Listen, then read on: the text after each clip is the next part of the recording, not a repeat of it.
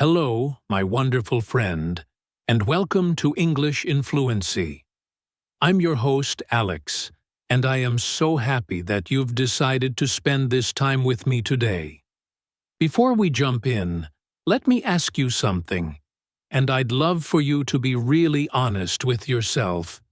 Have you ever been in a room full of people, maybe at a party or in a work meeting, and everyone is talking, smiling, and connecting, but you feel this incredible crushing sense of loneliness, like you're a million miles away?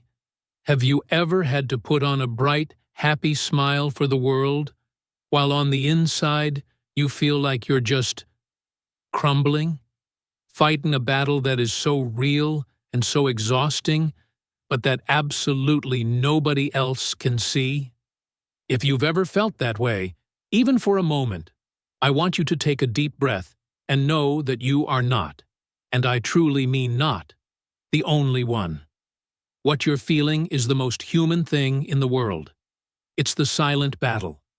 It's the war within yourself. This war isn't the kind you see on the news. It has no soldiers, no flags, no battlefield you can point to on a map. The battlefield is your mind. And the war is fought in the quiet, tiny spaces between your thoughts. It's that constant, nagging tension between the person you are right now, in this moment, and the person you think you should be. It's that awful grind and friction between your biggest, most beautiful dreams and your deepest, most persistent doubts. It's the daily fight between your incredible, unlimited potential and your oldest, most familiar fears. It's the most exhausting war in the world, because it never seems to stop. We have a lot of names for this. You've probably heard some of them. Maybe you call it your inner critic. That's that little voice in your head, the one that sounds a lot like you, that has a magnifying glass for every single mistake you make. It's the voice that whispers, "You're not good enough," "You're not smart enough," or "You're not ready for that." And it always, always gets loudest right when you're about to do something brave, right? Like you're about to apply for that dream job, and the voice says, "Who are you kidding? You'll never get it." Or you're about to speak up in a meeting, and the voice says, "Don't. You'll sound stupid." Or maybe you just call it mental noise. I think that's a perfect description. It's like having a radio playing in the background of your mind 24 hours a day, 7 days a week. But the station is just a non-stop loop of your worries, your to-do lists, your regrets from yesterday, and your anxieties about tomorrow. And you just can't find the off switch. The hardest part, the part that makes us feel so alone, is that we all pretend it isn't happening. Our world, especially our professional and social worlds, demands that we be confident. We have to be strong, composed, and in control. So, what do? We hide it. We become experts at hiding it. We smile, we nod, we say, "I'm great. Thanks. How are you?" All while we are screaming on the inside. This is why I wanted to talk about this today. Because this isn't just a mental health topic. This is an everything topic. And it is especially important for you, my friend, as an English learner. Think about it. Learning a language is one of the most vulnerable things you can do. It requires you to make mistakes, to sound silly, to be a beginner, to risk being misunderstood. And how in the world can you find the courage to speak in English to other people when the voice in your own head is already so mean? If your internal dialogue is telling you you're a failure, how can you ever speak with confidence? So, today, we're going to go on a journey. I want to tell you a story as we go. It's the story of a woman I'll call Ilara. Ilara is a songwriter, a brilliant musician. To anyone who listens to her music, she is a picture of creativity and passion. But on the inside, Ilara is fighting this exact war every single day. Her mind is a battlefield. She is terrified of writing a new song because a little voice tells her she's not original, that she's a fraud, that she's just copying other, better artists. Ilara's story is quiet, but it's one I think many of us will see ourselves in, whether we're musicians, or accountants, or students, or stay-at-home parents. No matter what you do, you have probably felt that same invisible weight, that pressure to be perfect, all while silently wondering if you are, in fact, enough. This silent battle is the shared secret of being human. It's what connects us. And because we don't talk about it, it's also what makes us feel so incredibly isolated. But I am here to tell you some truly good news. This is not a war you are doomed to lose. It's not a life sentence. In fact, this isn't even a war you have to win by fighting harder, or by being tougher, or by being more critical of yourself. That's actually been the problem all along. You win this war by becoming wiser. You win it by becoming kinder. You can learn to understand what's happening in your own mind. You can learn to see the patterns, and slowly, gently, you can learn to find peace. You can learn to change that inner critic from an enemy into an ally, because the single most important, most life-changing conversation you will ever have is the one you have with yourself, inside your own head, every single day. So, wherever you are, whatever you're doing, just take a nice, deep breath. I invite you to be open, to be curious. We're going to walk this path together. Let's go beneath the surface. Let's learn to win the war within, not with force, but with friendship. Are you ready? Let's begin. So, to get started on this journey, the first thing we have to do is understand the place where this battle is happening. Before you can navigate any new place, you need a map, right? You need to understand the landscape. Well, your mind, my mind, every mind, has a unique internal landscape. It's your own private inner world. Nobody else has a map of it. Nobody else can see it. But this inner landscape, this mental terrain, it affects everything. It affects your mood, your choices, your energy levels, your relationships, and especially your ability to learn and grow. This landscape has been shaped over your entire life. It's carved out by your memories, your experiences, your beliefs, and all the habits you've formed. Just like a real landscape, your mind has all kinds of different areas. There are parts of your mind that are probably like beautiful, sunny, open meadows. These are the places where you feel happy, confident, and creative. You feel at ease. Maybe for you, this is when you're out in nature, or when you're playing with your kids, or when you're deep in a project you love. In these parts of your terrain, your best self just comes out to play, easily and naturally. But that's not the whole map, is it? Our minds also have other kinds of terrain. Maybe your mind has some dark, tangled forests of confusion, where you feel lost, you can't see the path, and you're not sure which way to turn.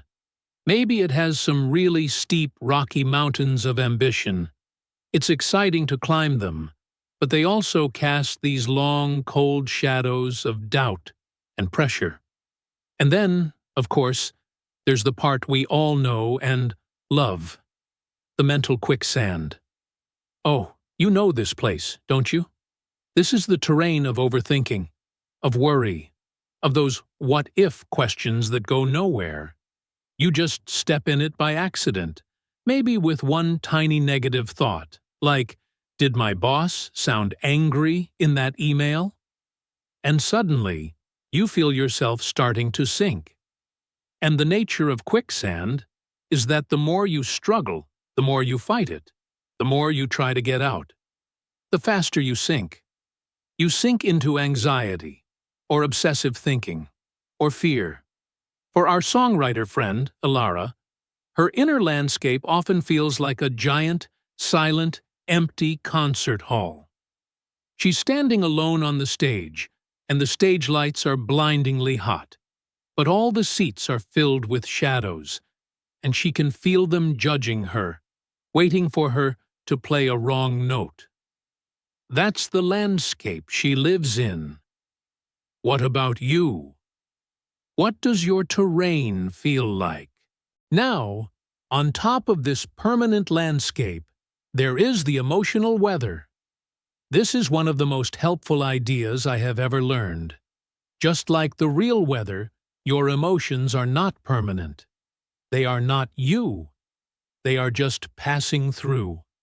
Some days, you wake up, and for no reason at all, it's just emotionally raining in your mind. You feel sad, heavy, gray, unmotivated. It's just a low-pressure system in your head. Other days might be incredibly windy. Your thoughts are chaotic, they're swirling everywhere, blowing you from one thing to the next, and you feel scattered, and you can't focus. Some days are foggy, just like Alara's concert hall, filled with confusion and uncertainty. You just can't see clearly. And then you have those beautiful sunny days where you feel clear, focused, optimistic, and full of energy. Here is the most important lesson about the weather. You are not the weather. You are the sky. You are the big, beautiful, open sky that holds all of it. The weather just passes through you. But we make this huge mistake all the time. We feel a big storm of sadness, and we think, I am a sad person. We feel a bolt of anxiety, and we think, I am an anxious person. We mistake the temporary weather for the permanent landscape. But you are not the storm. The storm will always, always pass. The sun will come out again. Your true self, your core of calm and strength, is the sky. It's always there, behind the clouds. But there are some parts of our landscape that are a little more tricky. Over the years, especially when we go through really hard things, our minds can develop what we can call fault lines. In geology, a fault line is a crack, a place of weakness in the earth. Pressure builds up there, and when something shifts, it can cause a massive earthquake. Our minds have the exact same thing. These are our old wounds, our deepest, most sensitive spots. They're places where old pain from a time you were rejected, or you failed, or someone criticized you. That pain is still living, just under the surface. You might think you're over it. You might not have thought about it in years. But the fault line is still there. And then, one day, you're at work. And someone just looks at you a certain way, in a meeting. Or maybe your friend makes a little joke that sounds a tiny bit like something your older sibling used to say, to tease you. On a normal day, it would be nothing. You wouldn't even notice it. But today, it just happens to press directly on that old hidden fault line, that old wound of, I'm not smart enough, or nobody takes me seriously, or I don't belong. And suddenly, you have an emotional earthquake. Your reaction is a 10 out of 10. You're furious, or you're devastated, or you want to run out of the room. But the situation itself was only a 2 out of 10. That's the silent battle flaring up. It's not about what just happened. It's about all the old pain that just got triggered. Understanding your personal map is the first, most powerful step to freedom. And this is where your English skills become a secret weapon, not for talking to others, but for understanding yourself. Can you find the words to describe what happens in your mind when you feel that shift? When you feel triggered, what are the exact sentences that your mind tells you? When you feel discouraged about your English, is the thought, "I'll never get this"? Or is it, "I sound so stupid"? Or is it, "Everyone else is learning faster than me"? The more specific you can be, the more you can name the thought or the feeling, the more you can separate yourself from it. The moment you can see the thought and name it, you are no longer lost in it. You are the one who is watching it. So, here's a little invitation for you. You don't have to show this to anyone, it's just for you. Sometime this week, just think about it. Start to draw your own mental map. Where are your sunny meadows? What activities, people, or places make you feel confident, creative, and calm? Be specific. And then, be brave. Where is your quicksand? What topics, or people, or situations reliably pull you into that spiral of overthinking and anxiety? And what are your fault lines? What are those old, sensitive spots? What are the triggers that seem to cause a reaction that's way bigger than the situation? Please, as you do this, be so kind to yourself. You are not doing this to judge yourself or to feel bad. You are not trying to fix anything right now. You are simply becoming a curious, friendly explorer of your own amazing, complex inner world. You are just drawing the map. Because we can never, ever change a place we refuse to look at. For most of our lives, we're just reacting, stumbling around this landscape in the dark, getting caught in quicksand, and wondering why. But once you have the map, once you turn on the light, you can start to choose your path. You can see the quicksand up ahead and choose to walk around it. You can feel the first tremor of a fault line and choose to take a deep breath instead of exploding. This, my friend, is the beginning of your power. So, as we're exploring this map of our inner world, we have to be really brave. We have to be willing to look at what or who is actually living on that terrain. If this is a silent battle, we need to understand who is the enemy. And this is, without a doubt, the hardest truth to accept. Because the biggest, most powerful, and most relentless enemy we will ever face in our entire lives is not out there. It's not your terrible boss. It's not the economy. It's not the people who criticize you. The most dangerous enemy is the one that lives inside our own heads. It's our own limiting beliefs. It's our own inner critic. And it's our own sneaky patterns of self-sabotage. Let's talk about that first one. Limiting beliefs. You've probably heard this phrase, but let's make it super simple. A limiting belief is a story. It's a story that you tell yourself that you believe is 100% true, like a fact. But in reality, it's a story that is holding you back, keeping you small, and limiting what you're capable of. It's an invisible fence you've built around yourself. It's the voice that says, "Oh, I could never do that," or "That's just not for people like me," or "I'm just not a language person." Does that sound familiar? These beliefs feel like facts. They feel as real as the floor beneath your feet. But they aren't. They are just thoughts. Thoughts that we have practiced thinking over and over and over. For years, maybe decades. We've practiced them so much that they've become automatic. They've become a core part of who we think we are. Where did we even get these stories? They are almost never our own. We're not born with them. We absorbed them. We soaked them up like little sponges when we were kids. Maybe a teacher once said you were shy, and now, as an adult, you still tell everyone, "Oh, I'm just a shy person, and you use it as a reason not to go to parties or speak up. Maybe you made a mistake on a math test in second grade, and a parent said, "Well, you're just more of an arts person." And now you avoid anything to do with numbers, telling yourself, "I'm just bad at math."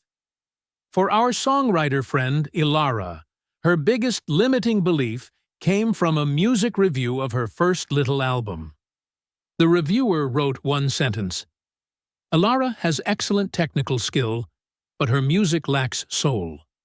Just one sentence. But for Ilara, that sentence became a seed. She watered it with her own fear, and it grew into this giant, thorny monster in her mind. Now, her core, limiting belief is, "I am not a real artist. I have no soul. I'm just a technical robot." And this story poisons everything. When she writes a beautiful song, she can't even enjoy it. She just thinks, "It's technically good, but it's empty." This limiting belief has a best friend, a powerful bodyguard. And that bodyguard is the inner critic. This is the voice of judgment. This is the part of you that is a professional fault finder. Its job is to scan your entire life and point out everything that is wrong. It's the voice that, if you get 10 compliments and one tiny piece of criticism, will ignore the 10 good things and will obsess, and I mean obsess, over that one bad thing for a week. It's the voice that tells you you're not prepared enough for the test. It's the voice that whispers, "Look at her. She's so much more successful than you are. You're really falling behind." It's the voice that loves to replay your most embarrassing moments from 10 years ago, right when you're trying to fall asleep. The inner critic is just mean. And the sneakiest, most terrible part about it is that it sounds exactly like you.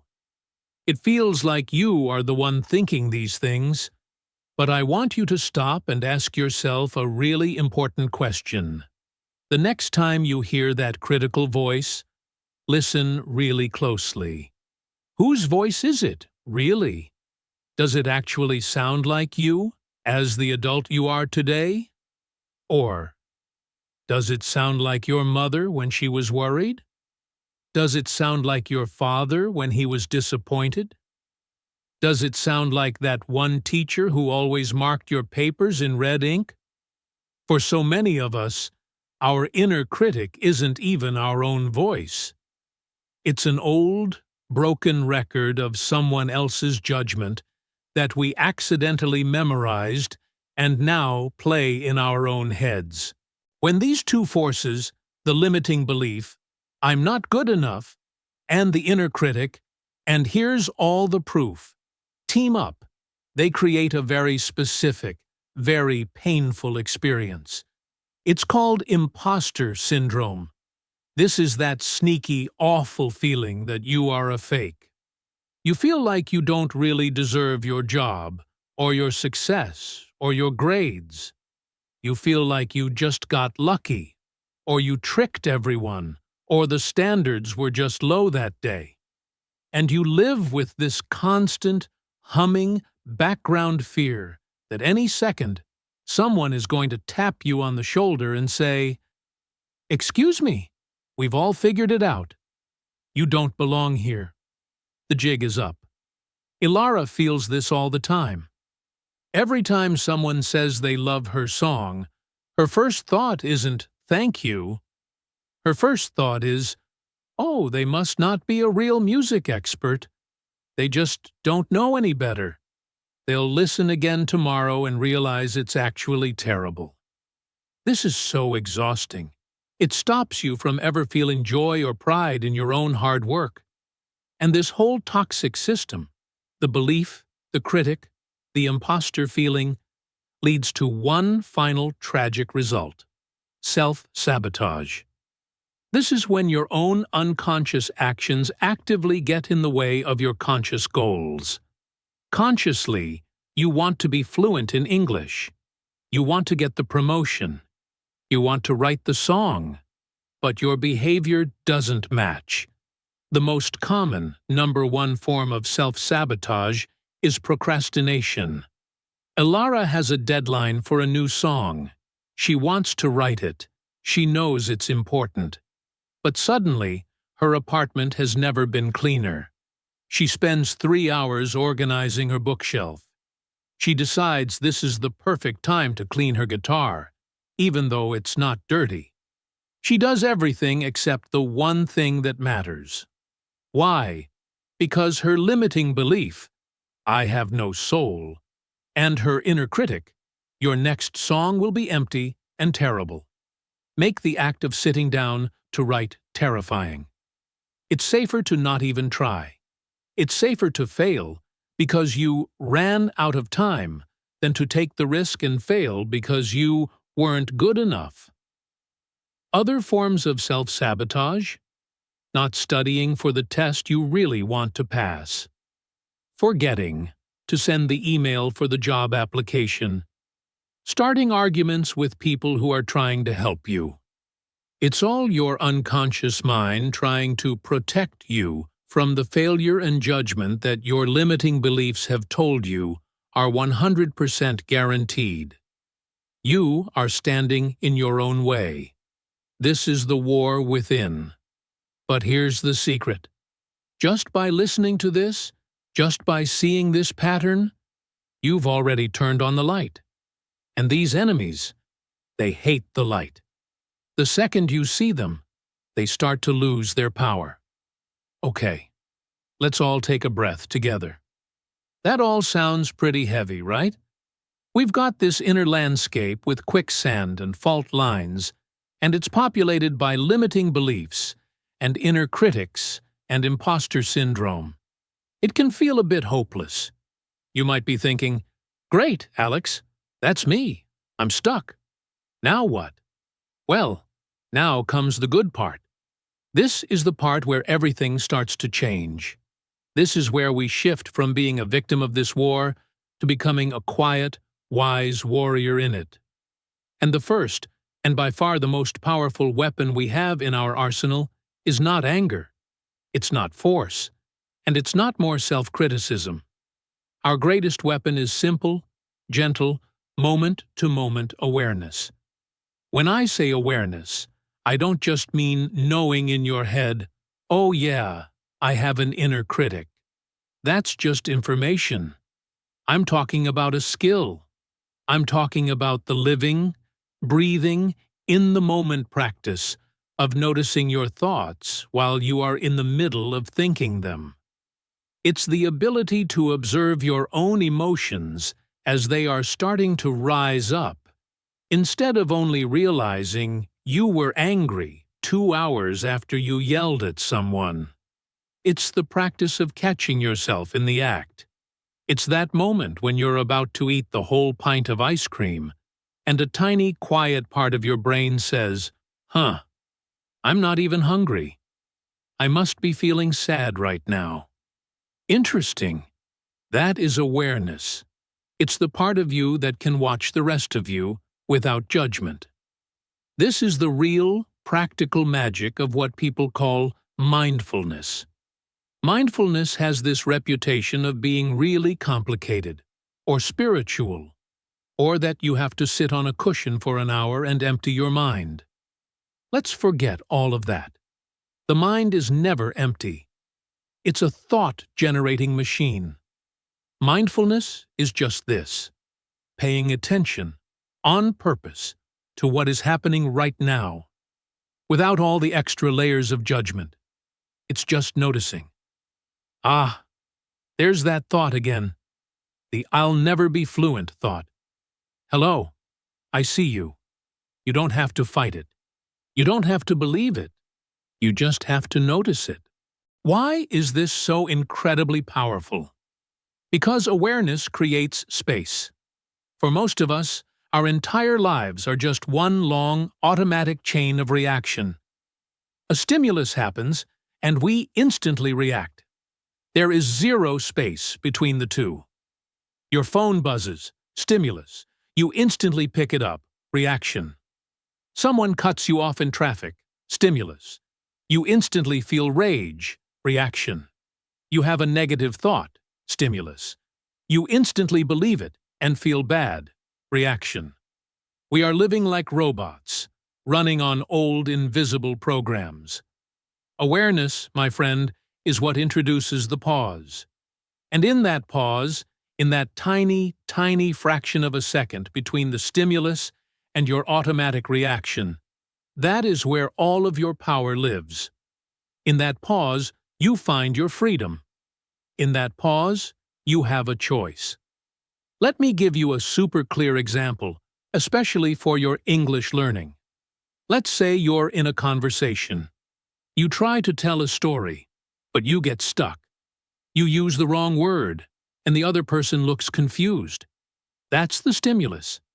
Your automatic reaction is instant. You feel a hot wave of shame. You blush. Your brain screams, "You're so stupid," and you just shut down. You stop talking. You think, "I'm never speaking English again?" That's a reaction. There was no space. Now, let's play that again, but this time with a tiny bit of awareness. The stimulus is the same. You use the wrong word. The person looks confused. Your automatic reaction starts. You feel the hot shame. You hear the "I'm stupid" thought. But this time, you've been practicing. You notice it. And you pause. You take one tiny, invisible breath. In that pause, you say to yourself, "Whoa, I feel really embarrassed, right high now." You've just named it. You didn't become the embarrassment. You observed it.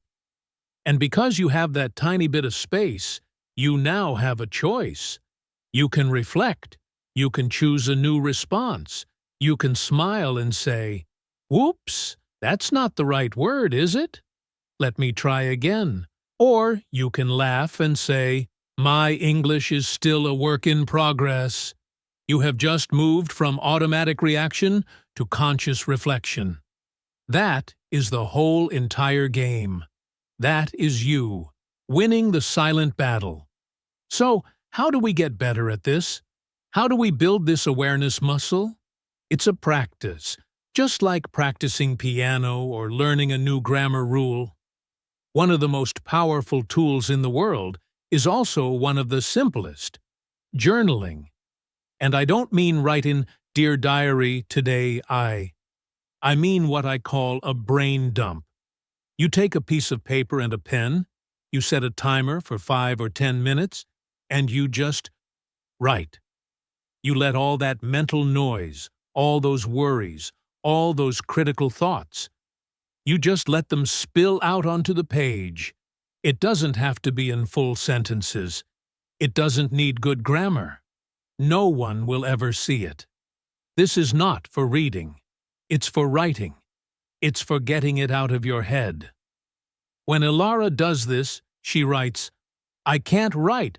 I'm blocked. I'm a fraud. It's all terrible. What's the point?" But as she keeps writing, she digs deeper. "I'm not blocked. I'm afraid. I'm afraid of that one reviewer. I'm afraid people will hate the new song." By writing it down, she moved from the big, scary, paralyzing feeling of "I'm blocked" to the specific, manageable feeling of "I'm afraid." Now she has something she can actually work with. Another tool? Stillness. Just stillness. I know, in our non-stop, busy, noisy world, being still is the hardest thing. It can feel so uncomfortable. When we stop moving, all the noise we've been running from finally catches up. But stillness isn't about doing nothing. It's about being present. And you can start with just 1 minute. I promise you, you have 1 minute. For 60 seconds, you can just sit and do nothing but notice your breath. That's it. Just feel the air come into your nose, feel your belly expand, and feel the air go out. Your mind will wander. That's its job. It will go to your to-do list, to that email, to what you want for dinner. Your job is not to stop your mind from wandering. Your job is to simply notice that it has wandered, and then, very gently, very kindly, like you're training a little puppy, just bring your attention back to your breath. Every single time you do that, you are strengthening your awareness muscle. You are practicing the pause. And finally, as you get better at noticing, you can start naming your emotions with more precision. This is a skill called emotional granularity. Most of us have a very small emotional vocabulary. We feel good, bad, or stressed. That's not very helpful. It's like trying to find a street in London with a map that just says Europe. It's not specific enough. When you feel bad, what is it really? Dig deeper. Are you disappointed? Are you frustrated? Are you overwhelmed? Are you lonely? Are you insecure? Are you grieving? Each of those words is different, and each one points to a different need. If you're lonely, the solution is connection. If you're overwhelmed, the solution is rest or saying no. The more specific your emotional vocabulary becomes, and hey, this is great English practice, the more self-aware you become. You stop being a mystery to yourself. So, my friend, I invite you. Start practicing the pause. Get curious. Notice your thoughts. Notice your feelings. Just watch. This is not passive. This is the most active, powerful thing you can do. This is you taking your power back. And once you get good at this, once you've practiced your awareness muscle, once you can notice your thoughts as they fly by, you get to do the really, really fun part. You get to change them. You don't just have to watch the old negative thoughts go by. You get to rewrite the script. Think about it. That inner dialogue, that non-stop conversation you have with yourself, has been running on the same old, tired, negative script for years. It's the I'm not good enough script, or the I always mess things up script. It's been written by your inner critic, and it's been the only movie playing in your head. But here's the amazing, life-changing truth. You are not your thoughts. You are the audience of your thoughts. And because you're the audience, you are also the director. You can say, you know what? This movie is terrible. I'm not watching this anymore. Let's change the channel. You get to write a new script. How you talk to yourself matters more than I can possibly say. It is the soundtrack to your entire life. It is the filter through which you see the whole world. If your internal soundtrack is constantly telling you that you're stupid, that you're failing, that the world is a scary place, then your life will feel like a failure. It will feel scary. You will create that reality for yourself, not because it's objectively true, but because it's the only story you're allowing yourself to hear. You are, in effect, making your own mind a very unkind, unsafe, and unhappy place to live. I want you to try a little thought experiment right now. Be really honest.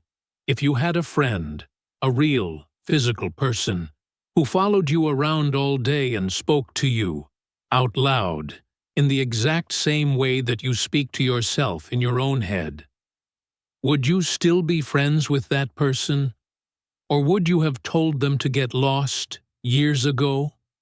For almost all of us, the answer is, oof, right? We would never ever let another human being treat us with that much criticism, that much impatience, that much judgment. And yet, we just sit there and take it from ourselves all day long. This is not about lying to yourself. I want to be very clear. This is not toxic positivity. This is not about standing in the mirror and saying, I'm a perfect genius, when you just failed a test. Your brain knows you're lying, and it just creates more conflict. This is about something much more subtle and powerful. It's about reframing. A reframe is when you consciously choose a new, more helpful, and more compassionate way to look at a situation. A reframe doesn't change the facts of what happened, but it completely changes the meaning you give to those facts. And the meaning is the only part that really matters. Let's go back to our example. You're in that meeting. You try to answer a question in English. You get nervous, you forget the word, you stumble. The fact is, you stumbled on your words. That's it. That's the fact. The old script, the automatic inner critic, gives it this meaning. That was a disaster. I'm so stupid. I've ruined my reputation. Everyone thinks I'm an idiot. I should just shut up and never speak again. That meaning leads to feelings of shame, fear, and withdrawal. It makes you want to hide. Now, let's take the same fact, I stumbled on my words, and give it a new meaning. We reframe it. You've practiced awareness, you catch the old script, and you consciously replace it. The new script, the reframe, might sound like this. Whoa, that was a tough question. My brain just went blank for a second. I definitely felt nervous, but hey, I tried. I didn't just sit there in silence. And I actually communicated my main point, even if it was a bit messy. This isn't a disaster. This is just data. It shows me I need to practice my in-the-moment vocabulary. This is a learning opportunity. Can you feel the difference? It's night and day. The first script is a dead end. It shuts you down. The second script is a path forward. It builds you up. The first script makes you a failure. The second script makes you a learner. The facts were identical, but the story you told yourself about it changed everything. This is a skill. It is not magic. It is a practice. For Ilara, the songwriter, she's working on a new melody, and she plays a chord that sounds just awful. It's a total clash. Her old script, the voice of that critic, immediately screams, "You see? You have no talent. You don't even know which chords go together. You're a fake." She feels that old, cold wave of shame. But she's been practicing. She pauses. She takes a breath. And she reframes. Okay, that chord was definitely not the right one. That's a fact. But it's not a sign that I'm a failure. It's just a bad chord. Let's try another one. She just saved herself from a spiral of despair. This is what we call narrative ownership. You are the author of your life. You are holding the pen. Yes, things will happen to you that you cannot control. The world will throw things at you. You will be rejected. You will make mistakes. You will stumble. You do not control the events. But you, and only you, get to control the narration. You are the one who writes what it means. You get to decide if you are the victim in your story or the hero of your story. A victim says, "Look at this terrible thing that happened to me. It's awful. It's hopeless." A hero says, "This was a really difficult challenge. Now, what am I going to do with it?" This is especially true for your English. You can tell yourself the story that I'm just naturally bad at languages. Or you can tell yourself the new, more true story. I am a person who is capable of learning difficult things, and I am in the process of mastering a complex new skill. One story traps you. The other one sets you free. So, here's your practice. Here's your homework, if you want it. This week, become a story detective. Just listen for the old, tired, negative stories you tell yourself on repeat. We all have them. I'm always late. I'm not a creative person. I'm so disorganized. I'll never get this right. Pick just one. Your only job is to notice when you say it to yourself. And when you catch it, just gently, just kindly, Ask yourself 2 questions. 1. Is this story 100% true? All the time? No exceptions? The answer will be no. And 2. What is a new story, a more helpful story, that is also true? You don't have to go from "I'm disorganized" to "I'm the most organized person in the world." That's a lie. But you can go to "I'm a creative person who is learning new systems to be more organized." That is true, and that is powerful. You are the author. Start writing yourself a better, kinder, more heroic script. You deserve it. But here's the thing, my friend. Thinking new thoughts is amazing. It's the foundation. It's step 1. But eventually, to truly, truly change your life and win this war, you have to do something. You have to take all that new awareness, all those new, reframed thoughts, and you have to translate them into action in the real world. You have to show up. This is where we talk about resilience. Resilience is one of those words that we hear all the time, and I think it's really misunderstood. Resilience is not a magic bulletproof vest that makes you immune to pain. It is not the absence of fear, or doubt, or sadness, or disappointment. Resilient people don't just walk through life on easy mode, feeling nothing. No, in fact, it's the total opposite.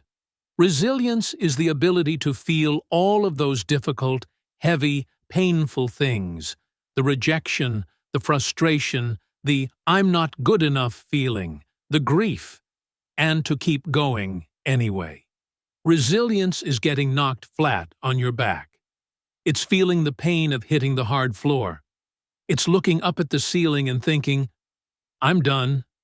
I can't." And then, after a minute, or an hour, or a day, or a week, making the conscious choice to get back up. Resilience is not about avoiding the fall. It is 100% about your willingness to rise after you fall. It's about learning to bounce back. It's about that wonderful, simple English phrasal verb, to hang in there. That's what we say to a friend who is going through the hardest time of their life, isn't it? We don't say, "Just be happy." That's so unhelpful. We say, "I know this is hard. I'm here. Just hang in there." It means, don't give up yet. Hold on. Stay with it. You are so much stronger than you think you are. And I know, for a fact, that you are already resilient. You wouldn't be here, listening to this, trying to learn and grow, if you weren't. I want you to just think back. Can you remember a time in your life when you truly, honestly wanted to quit? When it felt like the easiest, most logical thing to do was just to walk away, to give up? Maybe it was a terrible job, a difficult class, a painful breakup. Or maybe it was your English studies, a time when you hit a plateau and you felt so frustrated you just wanted to throw your books away. You felt like, "I can't do this anymore." But you did. You stayed. You didn't give up that day. And then you showed up the next day, even though it was hard. What was that? What was that force inside you that said, "Not yet. I'm not done"? That, my friend, was your resilience. You already have it. It's not some magical thing you have to go find. It's a muscle. It's inside you right now. And you build it. You make it stronger. Every single time you use it. Let's check back in with Alara. She's been working on her new songs. She's been reframing her thoughts. She finally gets the courage to apply for a big, important music festival. This is her dream. She sends in her best songs. She waits for 2 agonizing months. And finally, she gets the email. It's a no. It's a very polite, "Thank you for your submission, but due to the high volume of applicants." It's a rejection, and it hurts. all that old stuff comes roaring back. The inner critic has a field day. See? I told you. Your music has no soul. You're a fake. You're not good enough, and now the whole world knows it. You should just quit. This is humiliating. And for 2 full days, Alara believes it. She doesn't go into her studio. She stays in bed and feels terrible. This is not a failure of resilience. This is a part of resilience. She is allowing herself to feel the pain. She is not pretending it doesn't hurt. But on the 3rd day, something small happens. She gets up. She's still sad. She's still disappointed. She still hears that critical voice. She is not motivated. She is not inspired. But she walks into her studio. She looks at her guitar. And that new voice, the ally she's been building, it just whispers something very small. It doesn't say, "You're a genius, they're all wrong." It just says, "You don't have to write a masterpiece. You don't even have to write a song. Just, what if you just played one scale? What if you just held your guitar for 5 minutes?" And she does. She picks it up. She plays a C major scale, the smallest possible action. It's not glamorous. It's not a movie montage. It's quiet. It's a little bit sad. But she did it. She showed up. That, right there, is resilience in its purest form. This is what we call emotional endurance. It's the ability to sit with uncomfortable, difficult feelings and still do the thing that matters. We live in a world that is obsessed with motivation. We think we have to feel good to do good. We wait until we feel like it to go to the gym, or to study, or to write the report. But here's the truth. Motivation is a fair-weather friend. It's a flaky, unreliable friend. It only shows up when it's sunny and easy. But discipline is the friend who shows up in the pouring rain.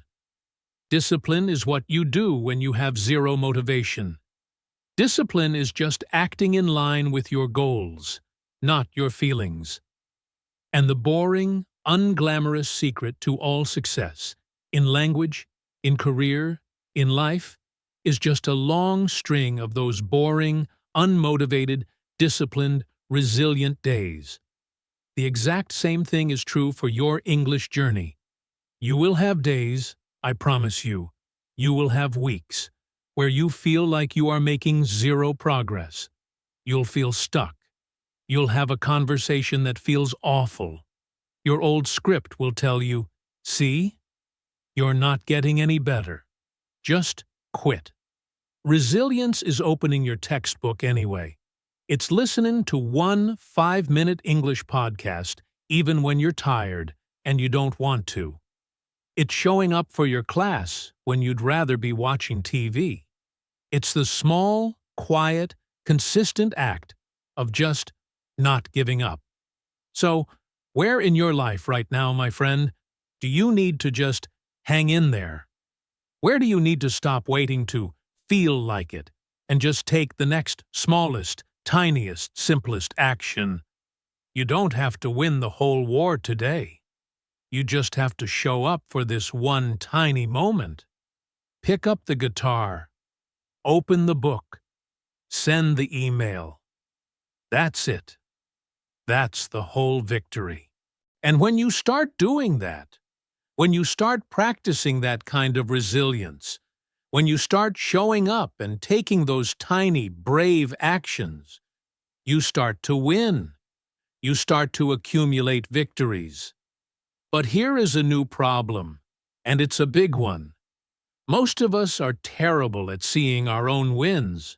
We are so completely focused on the giant, far-away finish line, the fluent conversation, the perfect job, the sold-out concert, that we completely, totally ignore the hundreds of small, quiet victories we are winning every single day. We live in a world that is addicted to external validation. We are trained to look for the like, the comment, the good grade, the promotion, the round of applause. And because of that, we have completely forgotten how to see and how to feel our own internal growth. We have to redefine what progress really looks like. When we think success, we picture a big, loud, public moment. For Ilara, it's the end of the concert, the crowd cheering, the amazing review.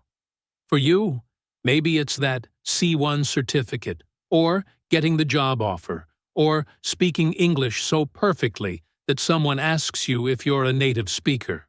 And look, those are great goals. They are wonderful things to aim for. But they are not the whole story. In fact, they are just the tiny tip of the iceberg.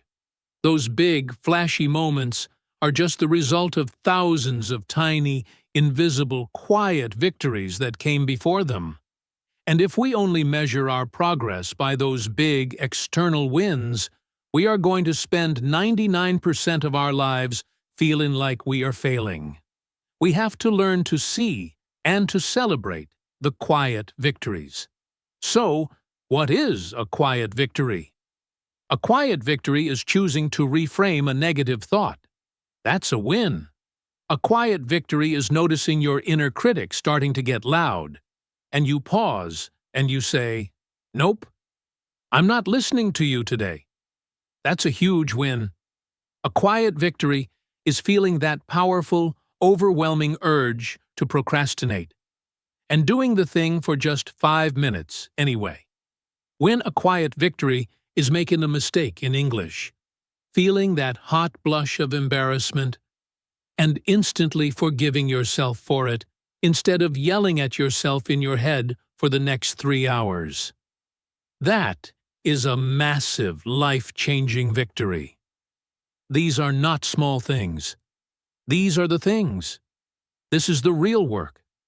This is the real battle. And when you win one, you have to learn to pause and acknowledge it. You have to learn to be your own best cheerleader, because nobody else can see these wins. No one is going to give you a trophy for being kind to yourself in your own mind.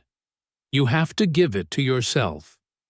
We also have this really wrong idea about the shape of progress. We think progress is a straight line. We think it's a staircase where every day you take one step up and you're a little bit better than you were yesterday. But that is a fantasy. That is not how human beings learn or grow. Real progress is not linear. It is messy. It looks like a wild, chaotic scribble. It looks like a dance. You take 3 steps forward. You feel amazing. Then you take 2 steps back. You feel like a failure. Then you get confused and just walk in a circle for a whole week. And then you suddenly have a breakthrough and you leap 10 steps forward.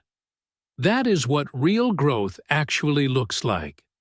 You will have a day where your English feels fluent and amazing. And the very next day, you'll struggle to ask for a coffee. This is not a sign that you are failing. This is not a sign that you've lost your progress. It is a sign that you are learning.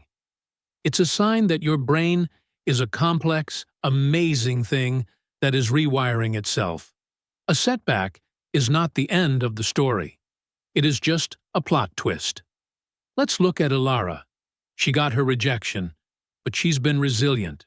She's back in her studio, playing her guitar. A quiet victory for her is not getting into the next festival. A quiet victory is when she's writing, and she hears that old voice say, "This isn't original," and she is able to just let it be there and keep writing anyway. That is a monumental win. A quiet victory is her finishing the song, even if no one ever hears it. The victory is in the process, not the outcome. We are all so obsessed with the outcome, the result. Did I pass the test? Did I get the applause? But what about the effort? What about the courage? What about the fact that you showed up and tried something that terrified you? The effort is the success. The courage is the win. So, I invite you, please, start becoming a collector of your own quiet victories. Right now, I want you to just think back, not just to last week. Think back to this time last year. Think about the person you were 1 year ago today. How have you grown? Yes, maybe your English is better, and that's wonderful. But look deeper. Are you just a little bit more patient with yourself? Do you handle stress maybe 5% better than you used to? Are you able to catch yourself in a negative thought spiral a little bit faster? Do you understand your own feelings more clearly? These are the real wins. These are the victories that no one can ever take away from you. This is the internal work that builds an unshakable foundation for all the external success to come. So, please, my friend, stop waiting for the world to give you a gold star. Stop waiting for someone else's permission to be proud of yourself. Notice your own effort. Acknowledge your own courage. And celebrate your quiet, invisible, powerful victories. They are the truest sign that you are winning the war. And when you start doing all of this, when you start collecting these quiet victories, when you're practicing resilience, when you're rewriting your script, when you're becoming more aware, something really beautiful and profound starts to happen. The war, it just gets quieter. The fighting starts to fade. And this brings us to the final, and most important, part of this whole journey. It's what we can call integration. This is the end of the war. But it's not an end where one side wins and the other side is destroyed. It's an end where the two warring sides finally put down their weapons and make peace. This is the ultimate beautiful goal, to stop living against yourself and to finally start living with yourself. Just think about that phrase for a second. Living against yourself. For so many of us, that is our normal, everyday reality. We are at war with our own bodies. We fight the way they look, the way they feel. We are at war with our own minds. We fight our thoughts. We try to force them to be positive. We are at war with our own emotions. We judge ourselves constantly, telling ourselves we shouldn't feel sad, or shouldn't be angry, or shouldn't feel jealous. We spend so much of our precious life energy trying to control and suppress and fix all the parts of ourselves that we've decided are bad or unacceptable. We try to lock our fear in a box. We try to hide our insecurity under a mask of perfection. We try to deny all our messy human parts. But here is one of the deepest truths of life. What you resist persists. The more you try to fight a thought, the stronger it becomes. The more you try not to feel an emotion, the louder and louder it screams, until it finally explodes as anxiety, or rage, or burnout. The war itself is the problem. The fighting is what's making you so tired. So, what's the alternative? The alternative is integration. The alternative is peace. This is the practice of welcoming all the parts of yourself to the table. Even the parts you don't like. Even the parts that scare you. In psychology, there's a wonderful concept called befriending your shadow. Your shadow is just all the parts of you that you've been taught to hide, to be ashamed of. It's your anger. It's your sadness. It's your fear. It's your vulnerability. It's your not good enough parts. We've been taught to see these parts as the enemy. But they are not bad. They are just unloved. They are just parts of you that are in pain. And the more you push them into the dark, the more they end up secretly controlling your entire life. Befriending your shadow doesn't mean you let your anger take over. and you go yell at everyone. Number. It means you stop pretending you're never angry. It means you have the courage to turn toward your own anger with curiosity and ask, "Hello, anger. I see you. What are you trying to tell me? What boundary was crossed? What do I need right now?" This is the profound, life-changing shift from being your own worst critic to becoming your own strongest ally. I want you to just imagine that for a second.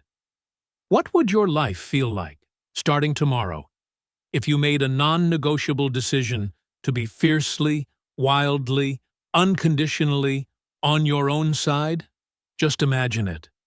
What if, when you made a mistake at work, your first, automatic, internal response was not, "You're such an idiot," but, "Oh, wow, that was a tough moment. You're probably feeling really embarrassed right now. It's okay. I'm here. I've got you." What did we learn, and how can we move forward? What if you treated yourself with the same loyalty, the same kindness, the same fierce protection that you would give to your best friend, or your child, or your beloved pet? This is self-compassion. And let's be so clear. Self-compassion is not self-pity. It is not weakness. It is not making excuses for yourself. Self-pity is, "Poor me, life is so unfair, I'm a victim." Self-compassion is, "This is a moment of real pain. Pain is a part of being human. I am not alone in this feeling. How can I be kind to myself and support myself in this moment?" It takes so much more courage to be compassionate with yourself than it does to be critical. Criticism is easy. It's a shield. Compassion requires you to be vulnerable, to be open, and to actually stay present with your own pain instead of running away from it. It is your greatest, most powerful strength. It is the fuel for real, lasting change. When Ilara, our songwriter, finally gets to this place of integration, she stops fighting the part of her that's afraid she's a fraud. She stops trying to kill the echo of that reviewer's voice. Instead, she acknowledges it. She has an internal conversation. She hears the thought, "Your music has no soul." And instead of fighting it, she says, "Ah, hello, old fear. I hear you. I know you're just trying to protect me from being rejected again. Thank you. I appreciate you trying to keep me safe. But I'm the adult here. I'm in charge now.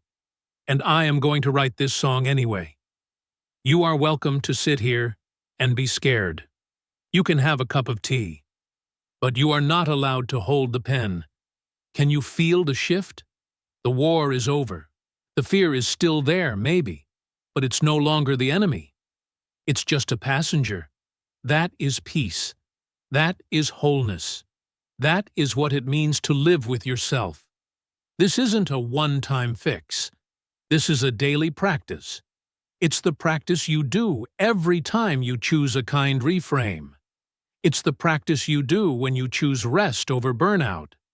It's the practice you do when you forgive yourself, again, for being human. You are not a problem to be solved. You were never broken. You are a person to be met. Fully, honestly, and with endless compassion. We have come a long way together today. We've walked through this whole journey, from that first lonely feeling of being in a silent battle, to this final, peaceful place of integration. The truth is, just being a human being, alive and feeling and trying in this world, means that this battle will show up. Your inner critic will have loud days. Your old, limiting beliefs will try to sneak back in. You will have days where you fall right back into those old, familiar, painful patterns. And if you've been listening and nodding along, it means you know this struggle. You've lived it. You're probably in the middle of it right now, in some way. And the most important thing I can tell you is this: You are not alone. And this struggle is not a sign that you are broken. It is a sign that you are alive. It's a sign that you have a heart, that you care, that you are trying, and that you are growing. But you are not just a victim of this battle. You are, and you have always been, a warrior. A quiet warrior. And being a quiet warrior doesn't mean you're perfect, or that you're always strong, or that you never feel fear. That's not it at all. Being a quiet warrior means you feel the fear, and you choose to show up anyway. It means you have the incredible courage to look at yourself with total honesty. It means you find the strength to respond to your own pain with compassion, not judgment. It means you make the choice, day after day, moment after moment, to fight for yourself, not against yourself. This isn't a war you win one time, and it's over. It's a practice. It's a way of life that you just return to every morning.